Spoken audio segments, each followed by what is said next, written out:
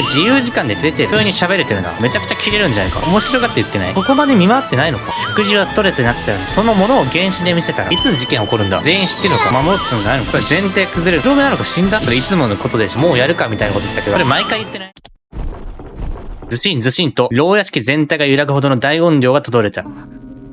何が起きた？エマは薄く目を開く。もはや見慣れた地下牢のベッドの上だ。地震？エマさん、大変ですわ。エマの官房に飛び込んできたのはハンナだった。これ自由時間で出てる。ハンナちゃんおはよう。シェリーさんです。シェリーさんが暴れているんですわ。シェリーが暴れてる？メルルのために？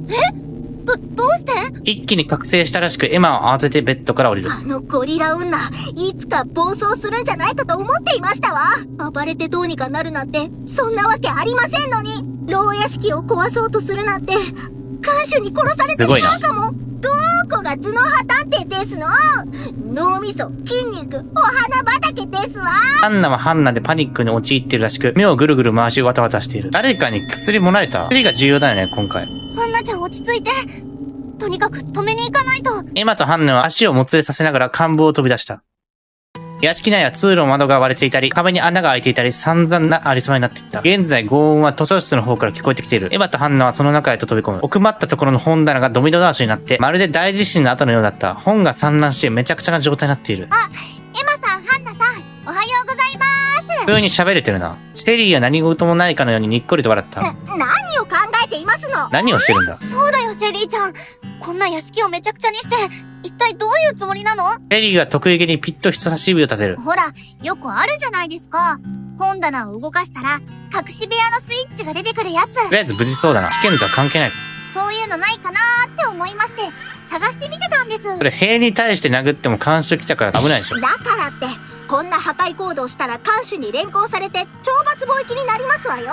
牢屋敷内を破壊してはいけないって、規則にないですから大丈夫ですよ。鋭いな。脱走の準備に当たらないのか？破壊行動は問題ないのか？いや、そりゃ、あなたくらいしか破壊行動ができないからでしょうに。でも実際看守は来ていない。いつもだったらすぐに駆けつけてくるのに。だって鍵奪っても何もしてこなかったもんね。犯行のトリックとして使えるような範囲だったら何もお咎めないのかな？規則を破っていなければ、割と許されるものなのかも。それでも咎められる危険はあるよ。やっぱりこんなことすべきじゃ。シェリーは聞く耳を持たない様子で破壊活動に戻ってしまう。あなた、おとなしくできませんの。大丈夫か？図書室荒らして。王将マーゴ、馬作りながら本読み込んでたけど、めちゃくちゃキレるんじゃないか。おとなしくするのはもうやめました。皆さん、もう限界みたいですし。ハンナさんもエマさんも、その空気感じ取ってますよね。エマは黙ってしまう。思い当たることはいくつもあった。取り憑かれたように本を読んでいたマーゴちゃん。確かに。現実逃避して、妄想の世界にいたココちゃん。悪口言ってない。事実だけど、面白がって言ってない。それに何より、メルルちゃんがあんなに泣くなんて、シェリーちゃんの言う通りだ。みんなもう限界なんだ。抗いたいんですよ。何もできないのは嫌です。だからって暴れたところで。シェリーは聞く耳持たずで図書室の破壊行動を再開する。ハンナとエマはしばらくその様子を眺めていた。私だって嫌ですわ。でもこんなことしたって何にもならないじゃないの。前に立つハンナの拳が震えていた。目の端には涙が滲んでいる。あなたバカよ。本当にバカよ。天才にバカとは何ですか？脳筋バカ、飲んでるクソ女。たまには褒めてください。本棚を破壊していっても脱出につながる道筋は見えそうにない。なんだか痛々しいよ。シェリーちゃんもストレスでやられちゃってるのかな。いや、それを言うならシェリーのストレス発散なの。ココちゃん、マーゴちゃん、メルルちゃん、アリサちゃん、ハンナちゃんだって、僕だって魔女になるかもしれないんだ。この当たり前の事実にたどり着いた時、今足元が大きく揺らぐ感覚を覚えた。なんてこと？おっと、マーゴ切れた？不意に悲痛な叫びが図書室内に響いた。騒ぎに気づいたマーゴが駆けつけたらしく、散乱する本に慌てて駆け寄ってくる。慌てているマーゴを見るのが初めてで、エマたちがポカンとしてしまった。マーゴ切れてる。マーゴは自身に手繰り寄せるように本をかき集め、しんしんとため息を吐き出す。ここにある本はとても大切なことが書かれているのよ。大切にしてほしいわね。殴るはないでしょ。動かしたりぐらいでいいのに。ああ、よかった。無事だったわ。ここで亀裂生まれたな。マーゴは目的の本を見つけたらしく、大事そうに胸に抱えてほっと息をつく。みんなが目を通したいかと思って置いておいたのだけど、自分の手元に置いておくべきだったわね。それって前に見せてくれた本ですよね。ええ、そうよ。とても大切な本なの。この本に書いてあることで実験、いえ、儀式を執り行おうと思っているの。解読できたの？儀式？どんなことをするんでしょう？あなたたちには教えたくないわ。私は失礼するわね。今の行動を見たら信じられない。マーグは冷たく言い放ち去っていった。エマとハンナは顔を見合わせてしまう。僕らも図書室散らかした共犯だって思われた。最悪ですわ。私そんなことしていませんのに。まったく。シェリーさんはどれだけ迷惑をかけますの？片付けますわよ。うつくさと言いながらハンナが本を拾い集めていく。エマも一緒に片付け始めた。シェリー何もしない。エマ、ハンナ、シェリーの3人にメルルも加わり、大掛かりに牢屋敷の掃除をする羽目になってしまった。ただシェリーが暴れたことによって、少女たちがいい面もあった。壁に穴が開き、どうやら監視も国長もそのことに気づいていないようだった。官房にいる囚人の確認は、監視が立った中を覗いているだけなので、夜間でも外に出られるかもしれない。実験的にシェリーが一度ベッドの毛布を膨らませて偽装し、夜間に出られてみたところ、その目論見は成果した。見つからなければ出られるんだね。監視が判断してるのは、ベッドの膨らみなのか。多少危険は伴うものの、自由時間を長く確保できるとなって、ほとんどの少女がその恩恵を預かることになった。皆さん、こっちです。そこまで見回ってないのか。自由だな。あくまで官房内だけなのか。シェリーさん、声は小さくですわ。見つかったら大変ですわ。夜は暗くて、外の雰囲気怖いですね。黒部なのかと遭遇しないか。でも夜に外出ると、なんかワクワクもするよね。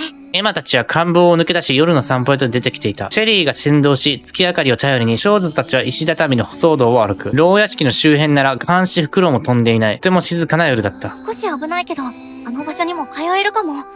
たくさん時間があれば、きっと何か見つけられる。あの場所？こっちですよ、エマさん。シェリーに呼ばれて考えにふけっていたエマは3人の元へ駆け寄っていく。シェリーさん、声を落としなさいって言ってますでしょ。はーい。でも、あの塀があって油断してるのか、本当に誰も見回ったりしてないんですよ。僕らは塀の外に出られなければ、逃げられないってことだよね。あの塀さえ越えられたら。アンナは切々とつぶやき、振り切るように頭を振った。それで、シェリーさんは私たちをどこに連れて行くつもりですの？一行は気づけば牢屋敷の裏手の方へと来ている。探索時にエマも何度かこの周辺を確認していた。この辺りって確か、開かない扉があったような。エマの予想通りシェリーが立ったのは開かなかった扉の前だった。重厚な鉄製の扉だ。牢屋敷の建物内に含まれるが、屋敷の中から入れない構造になっている。つまり外からしか出入りできない。すっごいもの発見したって言いましたよね。シェリーが得意げに行ってからあっさりと扉を開いてみせた。力技。黒部なのかがいそうだな。内部は広大な倉庫だった。コンクリートの床に整然と配置された棚やラックが並んでいる。この棚やラックにはびっしりと物資や資材、段ボールが置かれていた。こんなところがありましたの？すごい物資の数。でもなんで扉が開いたんだろう。おそらく私たちが出入り禁止の時間のみ扉が開いてるんじゃないでしょうか。囚人の生活備品や食料なんかを保管していて、夜間に看守が持ち運んでいると推理できますね。それなら、そのうち看守が来るんじゃありませんの？その時はその時です。これだけ広いんですから、余裕で隠れられます。見てください。缶詰がたくさんあります。こんなに広いのか。メルルが声を上げた方へ視線をとどまると、食料の缶詰が大量に積まれていた。くそまずい料理から解放されるかも。食事はストレスになってたよね。あれ、でもハナちゃん、これって、あのやばいお料理の缶詰ばっかりじゃない？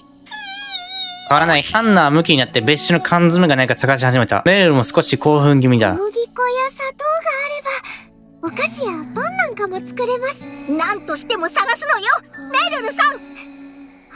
いろいろな物資をしげしげと観察しているエマの横にシェリーが並んだ。私たちをこの島に閉じ込めておくために、これだけのものが備蓄されているんですよね。ゲストハウスがあるんですから、定期的に島外から誰か来ると思っていたのですが、こんなに物資の備蓄があるのでは、島外からの訪問は期待薄かもしれません。そうだね。ヘリが飛んできたらワンチャン、ヘリジャックして逃亡も考えていたんですが、残念です。倉庫を見つけたのはすごい発見だけど、逃げ場はないのかな。魔法でなんとかできそうな感じするけどな。ハンナとメルルはそこまで思い立っていないのか。いろいろな食料や缶詰を見てははしゃいでいる。ネガティブになっちゃいけないよね。僕たちも何かいいものがないか探そうよ。脱獄に使えるもの、見つかるかも。そうですね。花の陰から一人の少女が騒ぐエマたちを静かに見つめていた。バレてないの？バレてないんだ。あの部屋は隠れられるのか。夜に出歩けるようになって、エマは毎晩スコップを手にマップの×印の箇所に来ていた。爆弾？寝る間も惜しんでエマはひたすら土を掘る。音楽なんだ？ここれは言ってないのか。これ疑心暗鬼になるんじゃないか。ちゃんと言わないと。流れる汗を拭い、ひたすら穴を掘り続ける。長時間に及ぶ作業で手が痺れていた。数日前に体調を崩して以来、エマの症状は完全に治っていなかった。全身が気だるく微熱っぽさが続いている。それに眠ると毎晩同じ悪夢を見る。エマは学校にいて教室を覗いて心が壊れそうになる夢だ。この症状は何なんだろう。僕も魔女化が進んでいる。眠るのが怖い。あの夢を見たくない。寝たくないんだ。今は夜に眠るのは避け、穴掘り作業に没頭するようになった。寝不足もあってか、エマの目はうつろだった。その時スコップにようやく何かが触れた。夜暗で見えづらいが、どうやら干ばくのようなものだ。明らかに埋めて隠されたものを発見し、エマの瞳に光が戻ってくる。やっと見つけた。きっとこれが外に出るための手がかりになる。エマは夢中になって手で土を掘り、埋められた干ばくを取り出す。笑みさえ浮かべながら缶を開くと中に入っていったのは手紙だった。それはかつて捕まった囚人の少女が残した手紙。その内容に目を通し、エマは力が抜け、がっくりとその場に膝をつく。嘘だったの？僕がやってきたことは。そのものを原子で見せたら、この牢屋敷には脱出できる方法などない。かつて囚われた少女のたどり着いた答えは、エマをただただ絶望の淵に落とすものだった。今までの先輩の知恵だったな。エマさん、食事に行きません？翌朝、ハンナが官房に来てまどろんで横になっていたエマは顔を上げる。あれ？動けない。あちこちが痛い。ハンナがエマの顔を覗き込む。それから額に手を当て、ぎょっとした表情になった。エマさん、あなた。大変ひどい熱ですわ。やっぱり良くなってなかったのですね。無理をしないようにあれほど言いましたのに。大したことないよ。大丈夫。大丈夫なわけないでしょ。それにこの手。ハンナはエマの手を取ってわなわなと震えていた。傷だらけじゃありませんか。一体何をなさっていたの？毎晩土を掘ってて。どいつもこいつもなんてバカなの。私の周りバカばっかりじゃないの。誰にも言ってなかったんだから。ハンナに罵られ、エマは力なく笑う。気をしっかり持ってくださいまし。エマさん、シェリーさんとメルルさんを呼んできます。僕は大丈夫だってば。気にした時にはすでにハンナの姿はなかった。朦朧とした意識は抗えずに溶けていく。エマが次に目を覚ました時には医務室のベッドの上だった。エマさん、目が覚めたんですね。ベッドの傍らにはメルルがいて、エマの顔を心配そうに覗き込んでいた。ごめん、僕体調治ってなかったみたい。丸々一日眠っていたんですよ。相当体が限界だったのだと思います。いつ事件起こるんだ？丸々一日。そんなに僕意識を失ってたんだ。無理をしてはいけません。私、エマさんに何かあったらと思うと。みんな見てないな。見てないな。アリサも見てないし。メルルが両手で包み込むようにしてぎゅっとエマの手を握ってくる。心配かけちゃってごめん。でも随分良くなったみたい。このところ眠れなかったのも大きかったのだろう。長く睡眠を取れたことで、エマの体は随分軽くなっていった。まだ動いてはいけません。ずっとひどい熱でうなされていたんです。みんなすごく心配していたんですよ。そんな時にシェリーさんまで。シェリーちゃんに何かあったの？エリーも熱？エマさん、ここですよ。隣のベッドから元気な声が聞こえて、エマは視線をそちらへと向ける。そこには半身を起こしたシェリーがいた。左足には包帯が厳重に巻かれている。怪我したの？はい、ちょっとやっちゃいまして。それでついさっき医務室に来たんです。左足怪我したの？骨折？ひどい怪我で私の治療魔法では治しきれず。安静にしててください、シェリーさん。メルルは少し強い口調になって起き上がっていたシェリーを寝かせる。シェリーちゃんに一体何が？エマが疑問を口にしようとした矢先だった。医務室の中へアリサやマーゴ、ここがゾロゾロと入ってくる。桜庭の目が覚めたって本当かよ？全員知ってるのか？早朝からチャットすんなし。まあ、私は今から寝るんだけどさ。ずいぶん心配していたのよ。よかったわ、エマちゃん。あら、シェリーちゃんも怪我を？7日以外全員いるな。ベッドの上のシェリーがスマホをブンブン振っている。どうやらシェリーがエヴァの目が覚めたことを牢屋敷の少女たちで伝えてくれたらしい。エヴァも自身のスマホを確認すれば時刻は6時前。まだ朝の会場前だ。今時刻伝える必要ある？なんか、メみんな自由時間以外に普通に歩き回ってるよね。なんで今特例措置誰か死んだもしかして。囚人の手紙なんだこれ。過去の囚人からの手紙。この手紙を見つけた囚人へ、牢屋敷の管理者ではない人があのメッセージを見つけて読んでくれていることを願います。突然お前は魔女候補だと突きつけられ、牢屋に入れられて毎日ひどい苦痛さらされています。同時にやってきた子たちも次々と死んでいくから魔女になっていき、殺人事件なんて起こるはずがないと思っていたのにみんな憎しみ合い殺し合っています。それでも心は逃げ出すことを夢見て、毎日なんとか生き延びています。どうして私がこんな目に遭わなくちゃいけないのか全くわからなくて、この牢屋敷のことをもっと知ろうと思い、獄長から話を聞いたり、図書室の本を漁ったり、島中をくまなく調べ回ったり、頑張っていろいろ調べました。すべての言及は大魔女の呪い。頑張ったのに分かったことはたったそれだけ。ただ大魔女の呪いによって生み出された魔女候補が私たちのような囚人として捕まっている。私たちはその大きな渦に巻き込まれている。呪いから逃れるためには魔女になる前に死ぬしかない。それが私の見つけたたった一つの脱出方法です。大魔女の呪い？魔女たちを何かから守るために兵を作った。大魔女を守ろうとするんじゃないのか。大魔女が呪いによって現在囚人として捕まっている魔女候補たちをたくさん生み出した。大魔女の呪いによって魔女候補を生み出しているのか。何のために？大魔女が復活するために。もう一度。エマがメルルを見ると、メルルは苦笑いを浮かべた。看守さんの目が甘いって気づいてから、みんなおとなしく牢にいなくなっちゃいましたね。これ前提崩れる。みんな自由に動けるのか。ベッド膨らましたら問題ないのか。そのうち見つかって懲罰棒行きにならないといいけどね。ねえエマちゃん、高熱でずいぶん汗をかいていたからきっと気持ち悪いでしょ。私が体を拭いてあげましょうか。これいつでも犯行可能になるな。うわ、キモ。で、マッチ、孫に触らせるのだけはやめといた方がいい。腹減ってるだろ。食堂からなんか持ってきてやろうか。みんな、溝がどんどん深くなっていってると思ってたけど、みんな僕のために駆けつけてくれたんだ。はいはーい。チェリーちゃんはリンゴが食べたいでーす。おめえに言ってねえよ。エマちゃん、ほら脱ぎましょう。絶対やめといた方がいいって。マジコはここに来てから一番怖い。皆さん、病人怪我人のいるところでは静かにしてください。なのか。大丈夫か。こんな状況で殺人起きるのか。少女たちが集まると途端にその場が賑やかに華やかになる。エマにとって泣きそうになるほど嬉しい光景だった。僕らに絆はあるんだ。メルルがいて、シェリーがいて、マーゴがいて、ココがいて、アリサがいる。一旦折れかけていたエマの見た儚い夢がその光景にはあった。みんなで仲良く笑い合って楽しく暮らしていく日々。他にはもう何もいらない。ほんの小さなエマの見た夢。僕らはまだ間に合う。何が起きる？あれ？そこでエマはその光景に違和感を抱く。足りない。足りない？そんなことに気づかなければよかったのに。胸に黒いもやが急速に広がっていき、エマはどうしようもなく不安になる。その直後、かすかな焦げ臭い匂いがエマの鼻をついた。この匂い、何？焦げ臭い匂い。スマホの通知が鳴って少女たちは一斉に画面を確認する。黒目なのか死んだ？朝からすいません、お知らせです。ゲストハウスの方から火の手が上がっているようです。消火活動を始めますから皆さんお気をつけください。ああ、やれやれ。燃えてる？待て、王のハンナどこ行った？火事ってまさかこっちまで来たりせんよな。心配ね。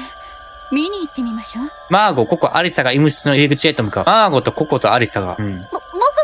エマもう向かう。エマもベッドから降りて続いた。私も。シェリーも。セリーさんはダメです。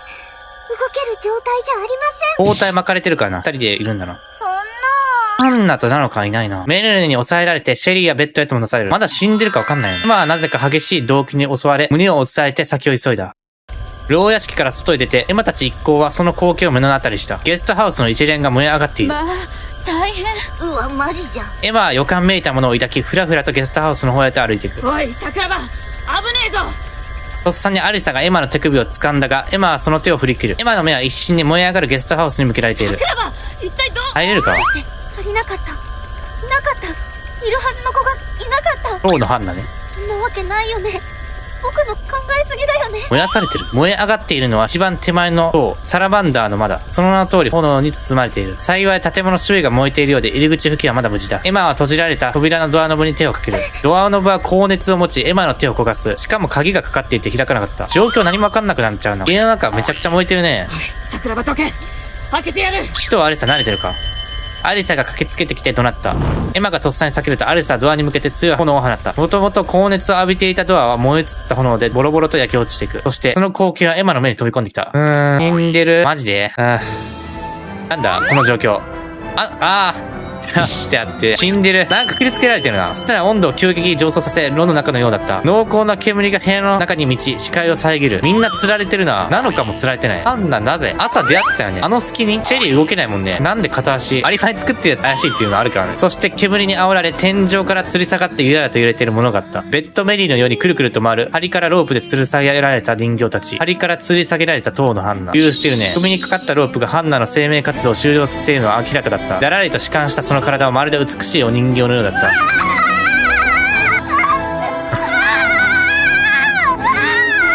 エマの喉からは意味のない叫びしか出てこない。エマの夢見た世界が、綺麗な世界が崩壊していく。大切な友達と過ごした宝石のようなキラキラした思い出たちが、この先穏やかに幸せに過ごしていけると信じた日々が、真っ黒に汚されて脱ぎつぶされていく。エマは目を見開き、獣のようにうめき、ただただ叫んだ。ハンナちゃん死んだのか。そのうちに喉が潰れ、切れて口の中に血の味が広がる。それでもエマは叫ぶことをやめられなかった。泣くことすらできなかった。人数的に身内殺されちゃうよね。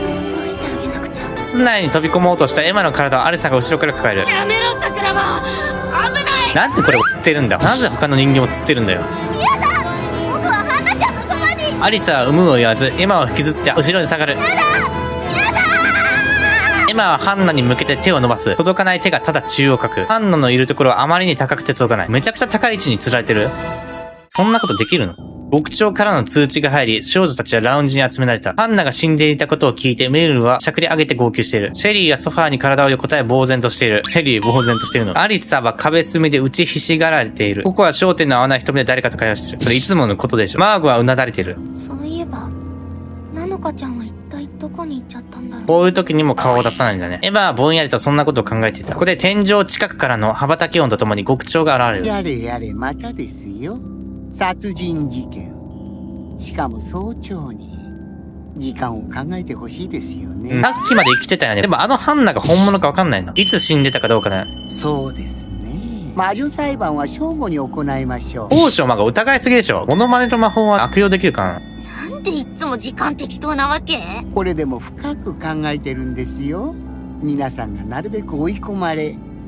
いやいや、明日も気持ちよく過ごせるようにですね。証拠を見つけるまでの時間計算。嫌なことはさっさと終わらせてしまった方がいいですよね。今いる囚人の中から必ず殺人犯を特定してください。その者は魔女として処刑。特定できなかったら全員処刑も変わりませんので。ちなみにサラマンダーの間の消火活動は監視フクロウたち総出でしておきましたので、相当大変でした。これ犯人にとって誤算じゃないの。証拠残ったぞ。せいぜい捜査を頑張って犯人を特定してくださいね。ここまで運営が証拠を残すことで必死だとは思わないの。今あいつせいぜいとか言わんかった？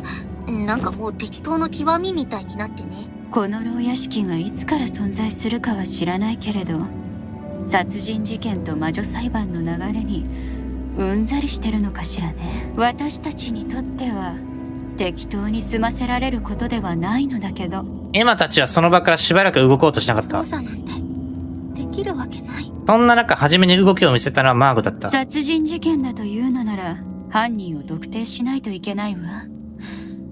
そうしないと全員が死ぬことになる。ぽつりとつぶやきを落としてマーゴはラウンジを出て行った。続いてここアリサもノロノロと出ていく。シェリーもソファーから降りた。シェリーさんは動ける状態では。回復した？私は名探偵なんですよ。じっとしていられるわけが。難しいな。立っていられなかったのか、シェリーの体がぐらりとかしぎ、メルルがとっさに支える。どうかじっとしていてください。シェリーさんまで何かあったら。緑成分なくなった。嫌です。はってでも私は捜査を。メルルちゃん、シェリーちゃんを医務室へ連れて行って。エマさん、これが殺人事件だって言うなら。そうじゃなくても僕はハンナちゃんの死の真相を確かめなきゃいけない。ハンナちゃんのために。エマは静かに言い放ち、振り返らずラウンジを後にした。どこ気になる？水星の間、地星の間も関係あるの？ 2 回全く関係ない。今回1回だけなんだ。なんだって言っちゃうの？なのかの場所も気になるし、最初殺人現場向かうよね。エマは火事の起こったゲストハウスの並ぶと、一番手前にあるサラマンダの間の中へ立ち入った。するとマーグが先に来ていた。エマちゃんも来たのね。浄化された後の室内は焦げ臭い匂いが斬新のように漂っていた。結構状態残ってるな。内部はさほど被害を受けずに済んだらしい。黒いすすが薄く被った家具らはほぼそのままの形で残っている。見たくない工芸だったが、狭い室内では嫌でもエマの視界に入ってくる。どうやって燃やしたかだよね。ライターで燃えるか？火使うものある？アリサの魔法だったらいけると思うけど。ハンナは先ほど見たまま天井の梁からロープで吊り下げられていた。ハンナちゃん。エマは歯を食いしばり、スマホで現場の撮影を始める。煙が排出されたことでハンナの状況は見やすくなっている。ハンナの首吊り死体、そしてハンナを取り囲むように天井の梁から吊り下げられているのは囚人の少女たちを模した人形だった。何がしたいんだ？余裕ありすぎでしょ。衝動っていうか遊んでるよな。これプレゼントか？自分で作った？これってひょっとしてハンナちゃんが手作りしてたっていうお人形？ええ、みんなの分を作ってくれていたの。素直じゃなかったけれど、とっても仲間思いの子だったの。全員の分作ってたんだな。唇を噛んでもエマの瞳からは涙がこぼれ落ちそうになる。泣くな。僕はハンナちゃんの死の真相を突き止めるって決めたんだ。エマは心を無理に押し殺し、室内を見回す。部屋が荒れている。ここで何が起こったんだろう。なんでこんなかき乱してるんだろう。撮影をしているとマーゴがエマの傍らに近寄ってきた。エマちゃん、炎で焼けてこれだけ落ちたんでしょうけど、渡しておくわね。マーゴが差し出したのはエマを模した人形だった。ハンナちゃん、プレゼントを用意してるって言ってた。きっとそれがこの手作りで縫い合わせたエマの姿を模した人形は温かかった。受け取ったエマの手が震える。おかしいわね。証拠なの？ハンナが作っていた人形、死体発見現場に吊るされていた。炎上したゲストハウスの中から発見された。天井の針から吊るされ、首にロープの跡が残っている。その他の外傷は見たらない。盗撮か？ロープで縛って殺した？自殺だと何がしたいんだって思っちゃうよな。首吊り死体だと燃やして自殺するってのもあるけど、動機がわかんない。このゲームは犯人がいない場合もあるんだよ。ハンナの死体が吊るされていたもの、多少すすけてやるが、焦げたような跡はない。死体が発見されたサラマンダーの間の写真、入り口から撮ったもの。つぶやきが耳に届き、エマはそちらへと目をやる。マーゴが首をかしげていた。どうしたの？何かおかしいところがあった？いえ、この現場を調べてもまだ何もわからないのだけど、私は昨晩ここにいたのよ。ここにいた？なんだか怪しまれてしまいそうだからあまり言いたくないのだけど、魔法の儀式をここで行っていたの。昨晩って深夜か？普通に出歩いてるんだな。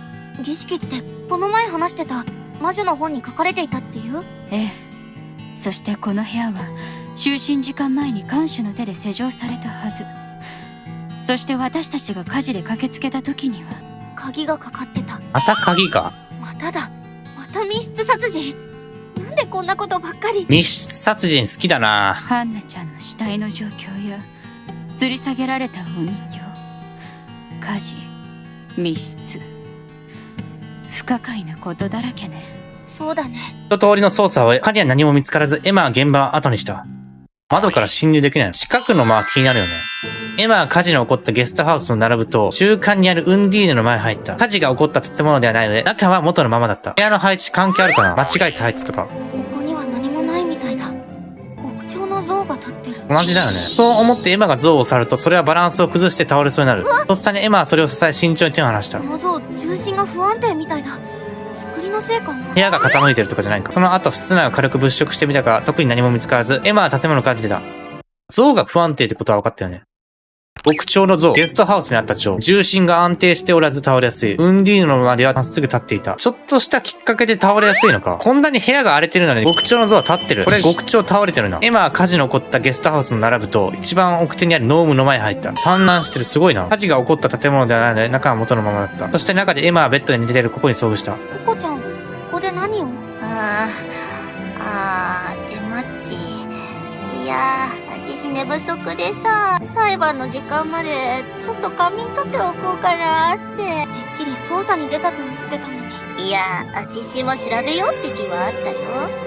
でも現場はやっぱあんま見たくないし。でまあ、他の塔を調べようかなーって思ったら、気持ちよさそうなベッドが目に入って。そっか。何その目。うざ。別にいいだろ。ほっとけよ。僕はふてくされた様子でエマに背を向けて寝て入ってしまった。ココちゃんはもう仕方ない。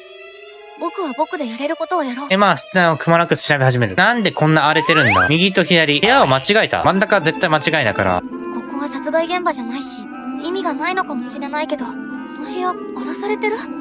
ココちゃんがやったんじゃないだろうけど、一体どうして？そして床に落ちているものを見つけた。アリサちゃんの人形、ハンナちゃんが作ったものかな。アリサちゃんの人形、アリサの人形、アンナが作っていた人形、ノームの前に残されていた。なぜアリサの人形だけ？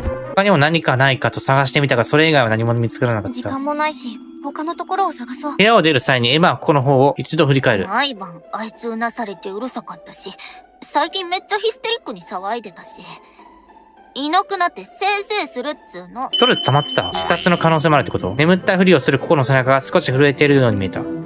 やっぱ誰か殺したんじゃないかな。自殺はないでしょ。ゲストハウス前か。看板は変わってないね。牢屋敷のすぐそばにあるゲストハウスの並ぶ一角。一番手前にあるサラマンダの間からもう火の手は上がっていない。建物自体を放火させることなく、被害は最小限で無事に鎮火されたようだった。エマは自身のスマホを使って建物外観の写真を撮影した。撮影する意味あんの？なんでサラマンダーの間で火事が起こったんだろう。誰かが火をつけた？それとも何らかの魔法が発動した？エマが深く考え込んでいると近づいてくる足音がパッと顔を上げるとアリサがエマの前で立っていた。桜庭、大丈夫か？手やけどしてただろ。今日はアリサもうやるかみたいなこと言ったけど、あれは運営に対してでしょ。あ、すっかり忘れてた。こんなの全然アンナちゃんの苦しみに比べたら。エマは頭を振って深く考えないようにし、操作をしているアリサの方を見る。この辺りに燃えた痕跡がある。おそらく火元はここだ。外側から誰かが火をつけたのかもな。本当だ。サラマンダーの間の建物のすぐ傍ら、アリサの指さしたところには何らかの可燃物が燃やされた跡が残っていたと。やっぱり誰かが火をつけたのかな。さあな。ただ中で遠野が釣られた状態で火をつけたってんなら、犯人は最悪だな。自殺を利用した殺人。自殺するところを誰かが火つけた。遠野の死体ごと燃やそうとしたってことだろ。人間のすることじゃねえよ。それでも誰かがやったのかもしれない。それこそ魔女だ。吐き捨てたアリサは他の場所へ捜査に行くためか立ち去っていった。エマはもう少しこの辺りを調べようと周囲を見渡す。これなんだろう。何見つけた？石畳に塗装された道に不自然な塗料が付着していた。また塗料か。前にゲストハウス付近に来た時はなかったはずだ。エマは念のためにその塗料を撮影し、ここでの捜査を終えた。それって印だよね。ゲストハウスの前に残された液色の塗料。間違えて部屋入ったんじゃないかな。部屋のトリックだよね。医務室か外出れるんだよ。シェリーちゃん大丈夫かな。エマが医務室に足を運んでみると、メルルとシェリーがそこにいた。ここ海外になってんのか？メルルがシェリーの足の状態を見ている。巻いた包帯は血が滲んでいた。無理に動いたので悪化しています。かなり傷が深いので、シェリーさん、動ける状態じゃないんです。今、鎮静剤をお出しします。いえ、鎮静剤はいいです。眠くなるかもしれませんし、頭もクリアにしておかないと、裁判まであまり時間もないですし。シェリーさんは裁判だって出られるような状態では。シェリーちゃん、少しでも休んでて。無理に薬を飲めとまでは言わないけど。ありがとうございます、エマさん。不甲斐ないです。捜査は僕の方で進めておくから、ここも少し調べさせてもらってもいいかな。はい、構いません。でもエマさんも無理はしないでくださいね。病み上がりなんですから。ここに来たのはシェリーを心配してのことだったが、エマは一応医務室内の捜査を始めた。僕がノーノーと寝ている間に、アンナちゃんは。自身への腹立たしさからか、エマは先ほどまで眠っていたベッドを睨む。するとベッドの上に例の古い設計図が落ちていた。エマが眠っている間にポケットから落ちたんだろう。これも何かの手がかりになるかもしれない。燃えた痕跡、何らかの可燃物。火災の火元はこの場所。外から燃やしたってこと？サラマンダーの間、ウンディーの間、ノームの間の順に3棟が並んでいる。ドアにはそれぞれ紋章が書かれた板がかけられており、内装や作りにはどれも同じもの。看板変えて内装も変えたら、誤認させられる。他にも何かないか探し回ってみたが、設計図を見つけた他には、特にこれといったものは見つからなかった。メルルちゃん、シェリーちゃん、僕は他のところを探しに行くね。はい。お気をつけて。よろしくお願いします。エマさん。二人に激励され、エマは医務室を後にした。薬関係あるのかな？倉庫。牢屋敷裏手にある倉庫にエマが行ってみると、日中にもかかわらず中に入ることができた。鍵が壊されていたのだ。誰が犯人か予想できないな。エマは薄暗い倉庫内へと立ち入り、室内を調べ始める。こんなところに来ても何もないかもしれないけど、でも少しでも手がかりを見つけないと。倉庫内にはエマしかいないと思っていたが、物陰から音が聞こえ、エマは弾かれたようにそちらを見る。私よ。現れたのはナノカだった。少し苦しげに表情を歪めている。ナノカちゃん、ずっと探してたんだよ。近寄らないで。ナノカが銃を向けてきたことで、エマはびっくりと体をこうばらせる。私はこの牢屋敷の誰も信じていない。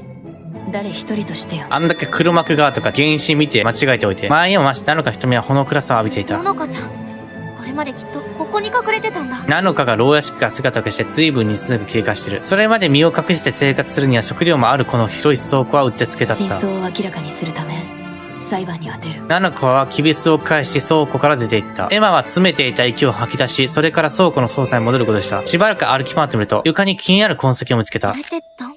撃ったのか？エマは先ほどナノカに向けられた銃を思い出す。その際、ナノカは発砲していないい。つこれを撃ったんだろう。首をかしげつつ、他にも何かないか探してみるエマ。すると、棚の中に開けられた箱を見つけた。これってろうそくにマッチに爆竹。これがあれば火をつけることができるかも。道具を使って火をつけた。燃えたゲストハウスの光景を思い出す。エマはハンナの死体がぶら下がる光景を思い出して首を振った。その光景を忘れようとするように歩き、エマは倉庫の中の探索を続ける。しかしそこから特に手がかりらしいものは見つけられず、エマは諦めて倉庫を出た。これだけの情報で見つけられるの？後から証拠出るからな。エマが操作で走り回るうちに牢屋敷内に草原な鐘が鳴り響いた。犯人誰だ？アリサ。まさか疑われそうだよね。発火だから。何もかないってゲストハウスで殺害された。弾痕があるっていう情報だと高点数6発。今何発撃ってるんだって感じだよね。動機がわかんない。ナノカとメルルは家に帰りたい。ほぼ帰りたいのかな。スリーとか話あったからメルル疑ってるけど。時間だ。通知音が聞こえてエマは自身のスマホを確認する。魔女裁判の時間となりました。皆さん必ず自身のスマホを持って速やかに裁判部屋に集合してください。従わない者は監視によって強制連行します。エマはぐっと拳を握り裁判所へと向かう。この2時間で倒せるか？生き残った少女たちはすでに裁判所に揃っていた。エマ、シェリー、メルル、コ、マーゴ、アリサ、そしてナノカ。黒部なのかさん、今までどこにいたんですか？随分探したんですよ。この裁判所に向かうまでに見つかってないんだ。まあ今は魔女裁判が優先ですから、黒部なのかさんの処分については後に。これ毎回言ってない？さそれ前回も言ってたよね。絶対真面目に探してねえだろ。心外ですね。私はこんなに働いているのに。わかんないわかんない。まあいいです。さっさと始めてさっさと終わらせましょう。7名の少女たちは証言台に立ち、痛みを耐えるかのようにひどく辛そうに互いを見合う。それでは魔女裁判開廷です。からか休憩するかも。3度目の裁判。ハンナちゃんが死んで残ったのは7人。そんなのいつまで続くんだろう。殺人起きちゃったな。トイレ行くわ。あれ止まってるな。最後に見たの初めてだけど。まず着火物。倉庫にあった火をつけられそうなものをろうそくやマッチ、爆竹など。これに火をつけたんだよね。